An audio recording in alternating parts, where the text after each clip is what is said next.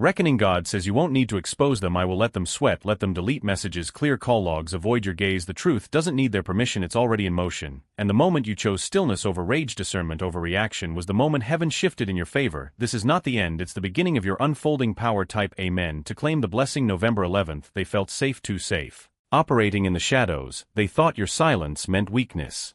That your kindness made you blind, that your patience gave them control, but what they didn't realize is this: your silence wasn't fear, it was strategy. And now that strategy is turning into a storm, God says, what was done in secret is now being summoned to the surface. The man, the one who once made you feel seen, is now being watched. His name is appearing in emails, flagged in conversations. Someone close to him is starting to feel uncomfortable. They've seen enough, heard enough, and now they're quietly documenting everything. A file is growing, one folder, then two, then dozens, image, text, threads, call logs, and your name is at the center, not as a conspirator, but as the anchor, the one they tried to drown but couldn't. One of the three women is breaking. She's the vibrant one, the sympathetic voice, the one who made people feel safe while feeding them half-truths. But her energy is unraveling, her tone is changing, her smile doesn't last as long. She's nervous, she knows the story is shifting, and she's preparing to jump ship, but not to save you, to save herself. She's already hinted at mistakes in conversations, already said things like, I didn't know it would go this far. Already tested the waters to see who's still loyal. God says, let her speak. She's about to confirm more than you ever imagined.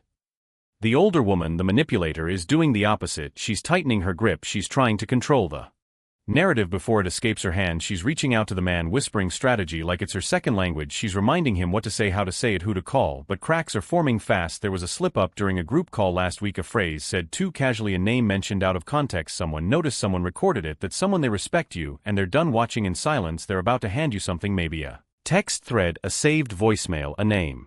And it will confirm everything. The third woman, the one who always smiled at you with innocent eyes, is the most dangerous because she's the quietest, but even she's starting to sweat. She used a login she thought was anonymous, a fake name, a ghost profile, but the truth has a memory, a pulse, a mirror, and now she's starting to see herself in it. God says, your name was mishandled, but I am reclaiming it.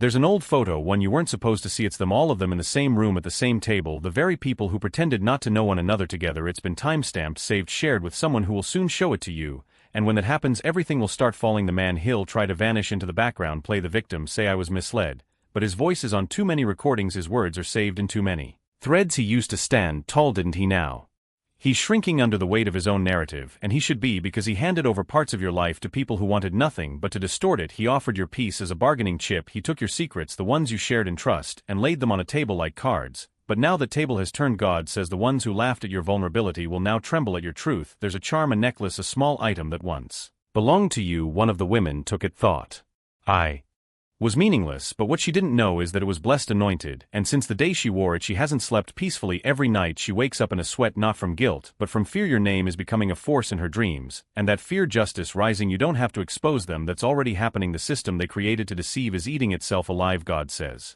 don't lift a finger, I'm lifting the veil. Someone has been watching you from afar, neutral at first, but now they're stepping forward because they've seen enough, and what they're bringing with them is a key to unlock the one thing that will shift this entire situation in your favor: a document, a message, or a truth, something undeniable, and you won't even need to speak. You'll simply hold it in your hand, and the atmosphere will change. The man will feel it first, then the women, and then everyone else, because your silence has become a siren, and the world is finally listening. Type Amen to claim the blessing. Twin 22. It has begun, not a whisper this time, but a quake. The first name has surfaced, and not in silence. It came up in a room full of people, a slip of the tongue during a video call, a leaked message in a group chat. Someone connected the dots, and your name was in the center. The youngest woman, the one who knew how to weep on command, is unraveling. She tried to pass it off as a misunderstanding, but too many eyes are watching now. She called the man in a panic, you weren't supposed to know. Not yet, but God says you've always known, and now the world knows too. The older woman, she's distancing herself fast, removing photos, deleting accounts, calling in favors, but it's too late. The digital trail is real. Her fingerprints are on more than just documents, they're on motive, strategies, plans. One message, one timestamp, one accidental forward to someone who respects you, and now her story is falling apart. And the third